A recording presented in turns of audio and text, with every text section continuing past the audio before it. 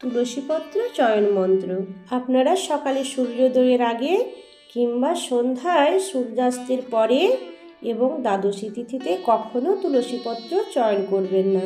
আগের থেকে তোলা বা সকালে তুলেছেন, আগের দিন তুলেছেন কি সকালে তোলা যে তুলসীপত্র শুকিয়ে গেলেও তা বিগ্রহ অর্চনায় ব্যবহার করা চলে, কিন্তু ওই সূর্যাস্তের পর আর সূর্যোদয়ের আগে দ্বাদশী তিথিতে কখনোই তুলসীপত্র চয়ন করতে নেই।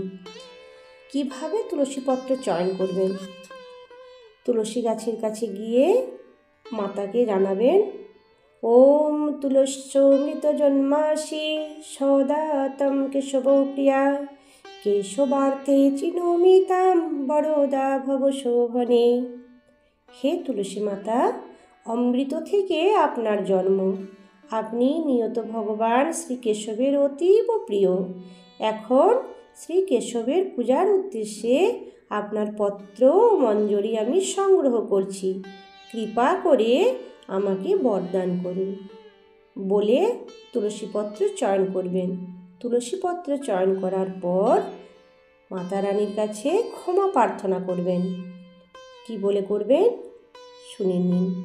চয়োনাদ্ভব দুঃখং চৌধৃদি তব বর্ততে তৎক্ষমস্য জগন্মাত বৃন্দা দেবী নমস্তুতে।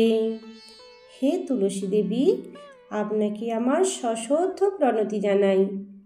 হে জগন্মাতা, আপনার পত্র ও মঞ্জরি চয়নকালে যদি আপনার হৃদয়ে দুঃখের উদ্ভব হয়ে থাকে বা আমি আপনার হৃদয়ে দুঃখের উদ্ভব করে থাকি, তবে কৃপা করে আমাকে ক্ষমা করুন, এই বলে ক্ষমা প্রার্থনা করবেন।